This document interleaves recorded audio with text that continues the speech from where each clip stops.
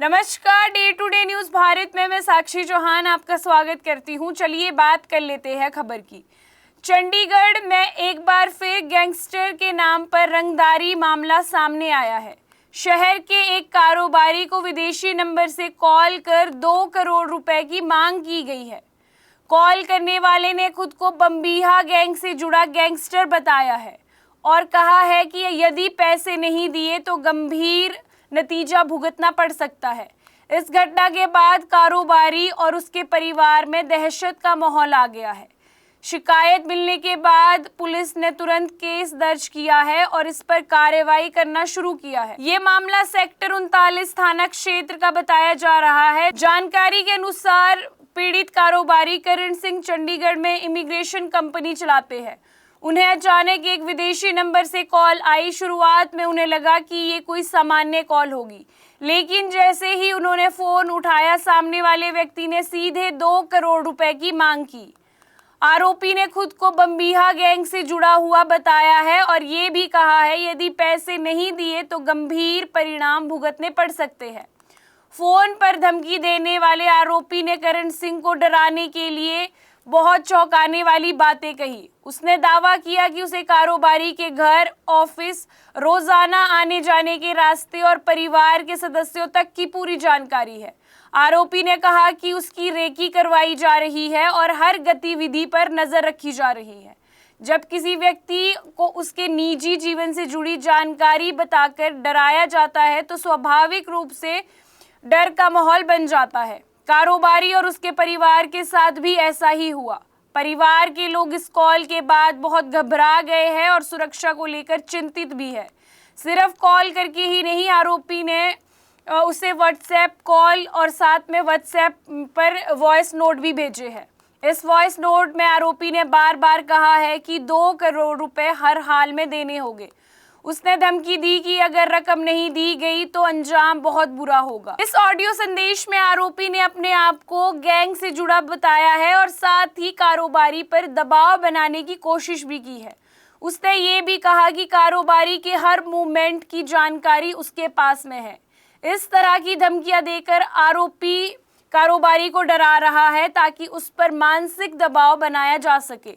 धमकी से परेशान होकर कारोबारी ने बिना देर किए पुलिस से संपर्क किया। सूचना मिलने के बाद पुलिस टीम मौके पर पहुंची और पूरे मामले की जानकारी ली। पुलिस अधिकारी कारोबारी से बातचीत कर ही रहे थे कि इसी दौरान आरोपी की कॉल फिर से आ गई। बताया जा रहा है कि ये कॉल पुलिस टीम के सामने रिसीव की गई है। कॉल पर आरोपी ने फिर से पैसे मांगने शुरू कर दिए। इससे साफ हो गया कि मामला गंभीर है और आरोपी लगातार कारोबारी के साथ संपर्क बनाने की कोशिश कर रहा है। जैसे ही पुलिस के सामने दोबारा कॉल आई, पुलिस ने तुरंत इस मामले को गंभीरता से लेना शुरू किया और तकनीकी जांच भी शुरू की। मौके पर कॉल से जुड़ी जानकारी इनपुट्स निकालने शुरू कर दिए गए। जिस नंबर से कॉल आई उसकी डिटेल खंगालनी शुरू कर दी गई। अब साइबर सेल की मदद से WhatsApp call, WhatsApp voice note और मोबाइल नंबर की जांच की जा रही है।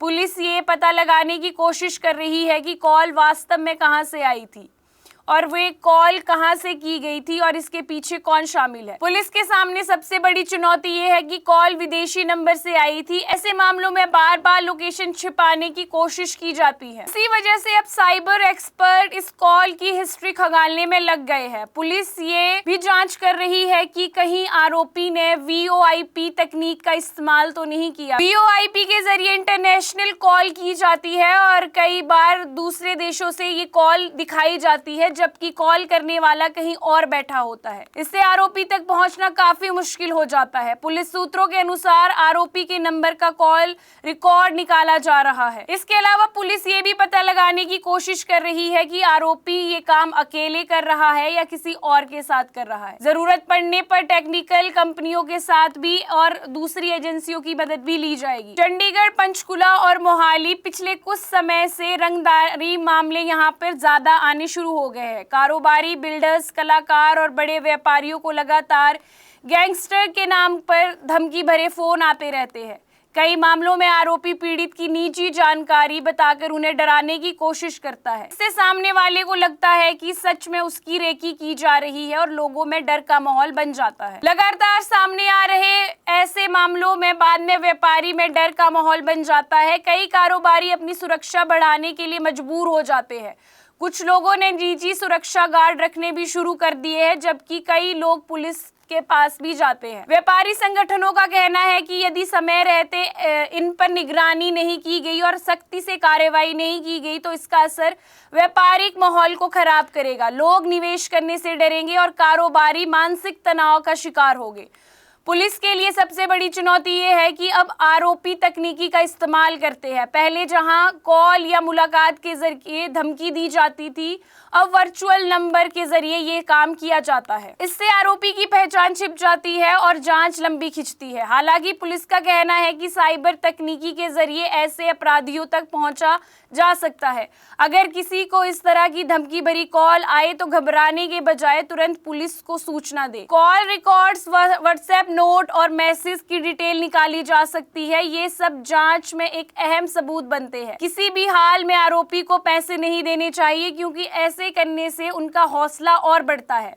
पुलिस को समय पर सूचना देने से आरोपी तक भी पहुंचा जा सकता है। हाल चंडीगढ़ पुलिस ने मामला दर्ज किया है और जांच कई स्तर पर जारी है। साइबर सेल भी सक्रिय हो चुका है और पुलिस को उम्मीद है कि जल्द ही आरोपी तक पहुंचा जाएगा।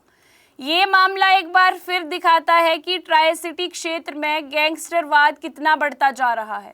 अब देखना होगा कि पुलिस इस मामले में कितनी जल्दी आरोपी तक पहुंचती है और व्यापारियों में सुरक्षा और पुलिस पर भरोसा बढ़ता है। सपनों का घर देख रहे हो तो सही वीडियो पे आए हो। जी हाँ, अगर आप एक प्राइम लोकेशन पे अपने लिए घर देख रहे हो तो जेनेसिस हाइट और स्क्वायर आपके लिए एक लग्जरियस प्रॉपर्टी लेके आया है। इसमें आपको लग्जरियस फ्लैट, पेंटा हाउस, क्लब हाउस की सुविधाएं देखने को मिलेगी और जो जल्द ही बनकर तैयार हो जाएगी। और इसके साथ ही अगर हम बात करें इसके ग्रीन एरिया की, जो 3 एकड़ में फैला हुआ होगा, इस ग्रीन एरिया में सबसे बड़ी बात यह है कि आप अपने बच्चों के साथ क्वालिटी टाइम स्पेंड कर सकते हो, साथ ही अपने बच्चों को नेचर के साथ भी कनेक्ट कर सकते हो। Day to day news Bharat निष्पक्ष तरीके से पत्रकारिता करता है। हमारा कोई भी रिपोर्टर फील्ड में किसी से कोई उपहार या विज्ञापन स्वीकार नहीं करता। हम हमेशा दबे कुचले लोगों की आवाज बनते आए हैं और आगे भी बनेंगे।